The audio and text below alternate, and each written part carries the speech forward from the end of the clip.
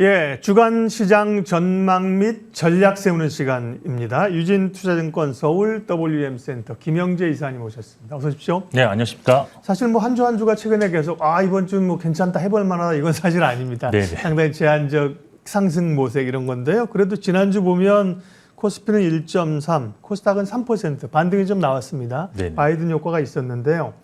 이번 주 흐름은 어떻게 보십니까? 네, 일단 뭐 이번 주 결론부터 말씀드리면 코스피 기준으로 한 2,570에서 한 2,680 정도. 그러니까 지난주보다는 조금 더 좀 밴드가 좀 상승 조정을 네. 했습니다. 그렇게 예상하는데 아무래도 뭐 저점을 좀 높이는 과정이 주 중반 뭐 계속 나타날 것이다라고 보고 있는데 일단 주 초반에는 저는 한 강보합 수준으로 봤습니다. 내일까지는 그 정도 수준이 예상되고 주 중반에는 이제 이벤트를 앞두고 약간 좀 약세로 전환할 가능성이 있다 이렇게 보고 있고 이제 주 후반에는 이벤트 결과에 따라서 이제 방향성을 결정하게 될 것인데 만일 외국인이 수급이 받쳐준다면 충분히 2,600선 위에서 마감을 하지 않을까라고 일단 보고 있습니다. 그래서 이벤트 결과가 일단 변수로 작용할 거다라고 보고 있는데 사실 뭐 말씀하신 것처럼 큰 틀에서 시장에 변화를 줄 수 있는 그런 재료들이 없습니다. 뭐 인플레이션에 따른 기업들의 실적 악화 가능성이 뭐 꾸준하게 지금 대두되고 있고 또 우크라이나 사태도 뭐 장기화될 것으로 좀 전망되고 있고 또 여기에 연준의 긴축적 시각은 뭐 지속적으로 좀 유지가 되고 있기 때문에 아직은 시장에 좀 악재가 더 많은 상황이다라고 저는 보고 있습니다. 그렇지만 지난주, 특히 이제 지난주가 그랬는데 최근 국내 시장 흐름이 나쁘지는 않다라고 좀 판단하고 있는데 글로벌 시장 대비 국내 증시의 흐름이 뭐 견조하다면 견조하다고 할 수 있겠습니다. 특히 지금 미국 증시가 제일 안 좋고 뭐 그렇게 본다면 유로존 증시는 오히려 상대적으로 변동성이 좀 축소되는 그런 분위기고 국내 증시 역시도 변동성은 많이 축소되는 분위기인데 지난주 뭐 사실 뭐 나스닥 급락 뭐 이런 얘기가 나왔지만 코스피는 위아래로 변동폭이 75포인트 정도 됐는데 이 정도면 뭐 과거 비슷도 특별하게 이렇게 뭐 확대된 것도 아니고 평균적인 지금 움직임 수준으로 회귀했다라고 보시면 되겠습니다. 뭐 이렇게 견조한 흐름이 나온 것은 아무래도 저는 이제 개인적으로 외국인의 역할이 좀 가장 컸다라고 보고 있는데 외국인은 지난주 같은 경우에 코스피에서 지금 한 3,400억 정도 순매수를 했는데 이것이 지금 3월 하승 이후에 8주 만에 처음으로 순매수를 했던 주간 단위로 한 것이고요. 코스닥은 뭐 2주 연속 순매수하면서 지난주 코스닥 3.1% 상승을 견인했다라고 할 수도 있겠습니다. 외국인이 이렇게 순매수한 원인으로는 아무래도 지금 국내 기업들의 실적이 상당히 양호하게 진행되고 있었다. 뭐 그런 건 또 있었고 그래서 아마 밸류에이션 수준이 이제 추정치가 이제 상향 조정되면서 밸류에이션 수준이 좀 더 지금 하락했다라고 보고 있고 또한 환율 같은 경우도 지난 금요일 종가 기준으로 보면 지금 2개월 만에 가장 큰 11원이 지금 하락하면서 향후 그 환율에 대한 변동성이 축소될 수 있는 뭐 이런 요인들이 나타날 것으로 기대 가능해졌다라는 것도 외국인들의 매수세를 유발했다라고 볼 수 있습니다. 그리고 뭐 좋은 얘기로는 중국 상해가 이제 6월부터 봉쇄 해제가 실시된다는 점도 시장에는 좋은 영향을 미쳤을 것인데 다만 그 다른 도시에서의 추가적인 봉쇄 가능성은 항상 열어두셔야 되고 또한 상해시 인근에서의 어떤 지금 코로나 확진자가 또 나오고 있다 뭐 이런 얘기도 나오고 있기 때문에 이게 정말로 실시가 되는지에서는 가봐야 좀 안다. 그래서 돌발 변수가 있다는 점 항상 고려하시면서 좀 전략을 좀 수정하실 필요는 있다라고 보고 있습니다. 그리고 여기에 지금 사실 지금까지는 크게 고려 상황이 아니었던 미국 유통주들의 실적이 지난주 시장에 영향을 줬는데 네. 이번 주에도 역시 뭐 코스트코라든지 베스트바이, 메이시스, 노드스트롬 등 이런 유통주들의 실적 발표가 있습니다. 그래서 이런 것은 좀 주시를 하실 필요가 있고 또한 목요일 새벽 공개되는 FOMC 의사록 공개 역시 시장의 변동성을 확대시킬 수 있는 요인이라는 점 염두에 두시면서 전략 수정을 하실 필요가 있다고 판단하고 있습니다. 한미 정상회담이 끝났습니다. 바이든 대통령이 와서 상징적으로 처음 간 곳이 삼성전자 평택 공장인데요. 물론 네네. 뭐 그거로 인해서 삼성전자 주가가 오르긴 어렵다는 거는 이제 투자자들이 주지의 사실이고 저점에서 근데 꽤 올라옵니다. 외국인도 조심스러운 매수도 좀 보이고요. 지금 네. 67,900원, 800원인데 삼성전자 흐름 어떻게 보시는지? 뭐 삼성전자 제가 이제 뭐 저도 저번에 말씀드린 것 같은데 네. 지금은 이제 시장의 그런 전체 시장 흐름에 연동하는 흐름이 나타나고 있기 때문에 그렇게 뭐 갑자기 크게 상승할 가능성은 없다 그렇게 말씀드렸는데 지금 뭐 다들 그렇게 보고 있는 것 같습니다. 근데 그나마 좀 더 좀 나아진 점이 좀 보이고 있다. 뭐 이런 것을 개선될 수 있는 가능성이 있다라고 보고 있는 거는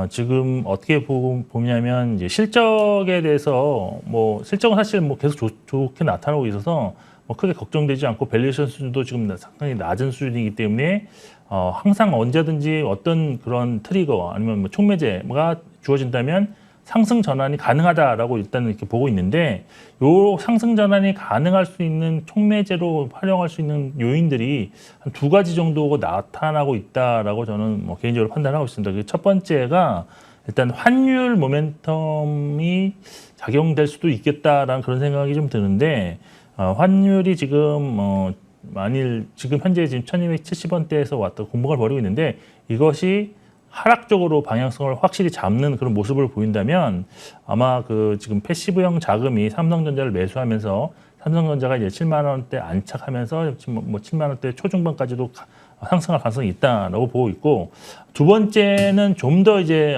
현실적으로 다가올 수 있는 그런 재료인데 일단 지금 파운드리에서 지금 사실 글로벌하게 보면 TSMC가 가장 선두고 이제 삼성전자 2등인데 그 차이가 상당히 지금 크게 나타나고 있습니다. 그래서 이거를 만회하기 위해서 지금 삼성전자가 지금 주력으로 지금 하고 있는 과정이 지금 파운드리에서 3나노를 세계 최초로 양산하려는 그런 시도를 하고 있습니다. 그래서 물론 개발은 성공했고 이번 바이든 대통령 왔을 때 그거를 웨이퍼에 사인까지 했을 정도로 설명까지 했을 정도로 성공을 했는데 양산에 성공한다는 거는 아무래도 수율이 좀 잡혀야 되는 문제이기 때문에 이 수율이 잡히면서 양산에 성공했다는 발표를 뭐 삼성전자 측에서는 한 6월 말까지 발표할 수 있을 것으로 좀 보고 있는데 만일 이게 양산 성공 소식이 정확히 옵실하게 이제 확정이 되면 지금 뭐 애플과 인텔은 이미 뭐 TSMC랑 뭐 확실한 계약을 맺고 있기 때문에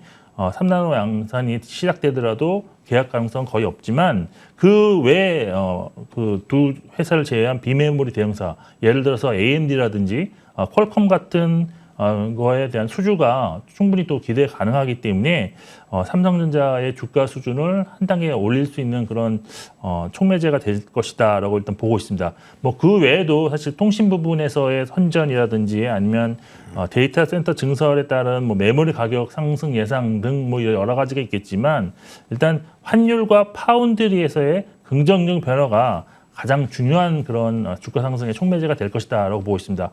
결국 뭐 장기적인 관점에서 본다 그러면 삼성전자 지금 상당히 매력적인 주가를 수준을 보이고 있다라는 거는 확실한데 단기적으로는 아직까지 시장 흐름에 연동하는 주가가 지금 흐름이 나타나고 있기 때문에 뭐 현재로서 뭐 단기로 보실 분들은 그냥 트레이딩 정도 수준으로 전략으로 좀 대응하시는 것이 최선이 아닐까라고 판단하고 있습니다. 예, 시장의 이번 주에 그래도 긍정적인 요인들을 좀 찾아봤고요. 반면에 부담스러운 요인은 인플레이션이 지금 지속되고 있고 그에 따른 금리 인상 기조가 진행 중이지 않습니까? 이번 주에 우리나라는 또 금통위가 있습니다. 네. 기준금리 인상 가능성이 높고 소위 50bp 0.5%포인트를 올리는 빅스텝 가능성까지 얘기가 됩니다. 네. 네, 뭐 그거는 이제 최근에 이제 새로 부임하신 총재분께서 네. 그거 배제하면 안 된다 뭐 이런 식으로 얘기하셨기 때문에 이제 50bp까지도 한 번에 올릴 수도 있지 않겠느냐 하는 그런 시장의 그 얘기가 나오는데 그 결론부터 말씀드리면 일단 50bp 가능성은 뭐 크지 않다라고 좀 보고 있고요.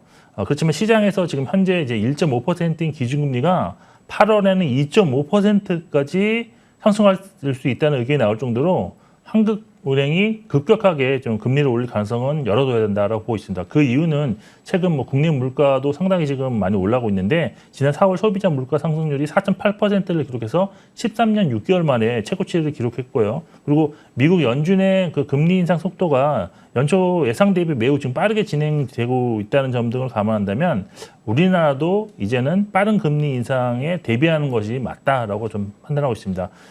그리고 일단 그 50bp보다는 25bp를 일단 예상을 하시는 전문가들이 많은데 아무래도 지금 한국은행 총재가 이제 새로 부임한 상태에서 바로 50bp보다는 경제에 미친 파장을 고려해서 한 25bp 오른 다음에 미국 연준의 행보를 확인한 이후에 좀 최후에 사용할 수 있는 카드로 좀 50bp를 선택하지 않을까라고 보고 있습니다.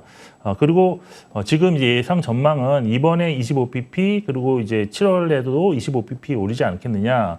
그리고 8월에 또 올릴 가능성이 있다. 뭐 이런 얘기가 나오는데 뭐 혹자는 뭐 7월 또는 8월에 한 번에 50bp를 올릴 것이다라는 것도 있기 때문에 결국 시중의 유동성 축소는 불가피하다라고 볼 수밖에 없습니다. 그래서 이런 연속적인 금리 인상에 따른 크레딧 리스크 증가는 시장 전반에 부정적인 영향을 줄 것으로 보고 있지만 반면에 좀 환율 측면에서 본다면 이렇게 적극적으로 대응하는 모습이 나오면 달러 강세가 좀 더 진정되는 모습이 나와서 이런 면에서는 전체 시장 뭐 외국인 수급 이런 거에 대해서는 또 긍정적이지 않나라고 보여서 이런 점을 고려하시면서 한국은행 정책을 좀 관찰하셔야 할 것 같다라고 결론 내리겠습니다. 네, 환율은 지금 1,268원 9원인데 아까 이제 환율이 전보다는 좀 안정된 게 시장에 긍정적이라고 하셨는데 네. 조금 더 여기서 이제 진정세로 갈 수 있을지 외국인하고도 연관이 돼 있는 겁니다. 외환 시장 조금 짧게 체크해 주시죠. 네, 좀 짧게 말씀드리면 지금 사실 고점이 이미 형성돼 있을 가능성도 있다고 저는 보고 있는데 지난번에 1,291원을 봤거든요. 네, 1,291원 50전을 지금 장중에 기록했는데 사실 1,270원을 기준으로 지금 위아래 반복하는 흐름을 보이고 있습니다. 근데 이제 여기서 환율이 추가적으로 상승하기 위해서는 아무래도 우크라이나 전쟁의 어떤 돌발 사태로 인해서 좀 더 달러 강세 요인이 좀 부각되던 거가 될 것 같은데 그럴 가능성은 좀 크지 않다고 보고 있고 오히려 지금 각국 중앙은행들이 이런 연준의 발빠른 행보에 대응하는 그런 정책으로 뭐 ECB도 이제 7월부터 금리 인상을 할 텐데 만약 ECB도 빠르게 예상보다 훨씬 큰 폭의 금리 인상을 할 경우에는 달러 강세 요인이 좀 줄어들 것이다. 여기에 지금 뭐 달러 약세로 또 전환될 수 있는 그런 면이 증시에는 상당히 긍정적인 역할을 줄 수 있다고 보고 있는데 지금 현재 전체 증시에서 외국인 비중이 30% 미만이기 때문에 2009년 이후 최저점입니다. 그래서 이번에 상당히 외국인들은 환율의 방향성이 만약 하락으로 전환한다면 상당히 큰 매수세가 들어올 수 있다는 점도 좀 염두에 두시면서 전략을 수정해야 된다라고 판단하고 있습니다. 네. 자, 그러면 어쨌든 저점을 조금 올리는 정도의 이번 주 전망이라고 하면 결국은 이제 또 그 안에서 트레이딩으로 갈 수밖에 없는 구간일 것 같아요. 네.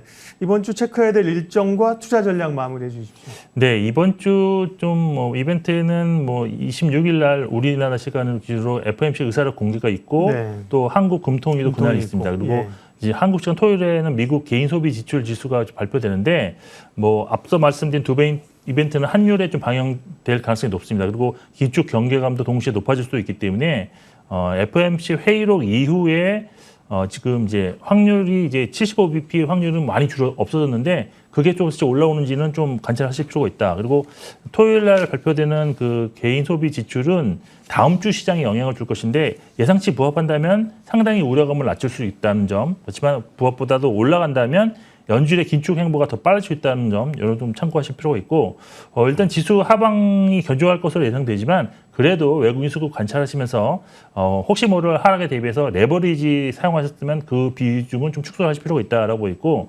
미국 투자 관련해서 이게 지금 장기적으로 봐야겠지만, 자동차라든지 자동차 부품, 반도체 중소형 장비 종목은 향후에도 좀 지속적으로 관찰이 필요하다. 그리고 중국 봉쇄 해제 관련해서 수급이 양호한, 수급이 전제 조건입니다. 수급이 양호한 중국 소비주 그리고 해운주들에 대해서는 단기적으로 좀 관심을 가져도 괜찮다라고 판단하고 있습니다.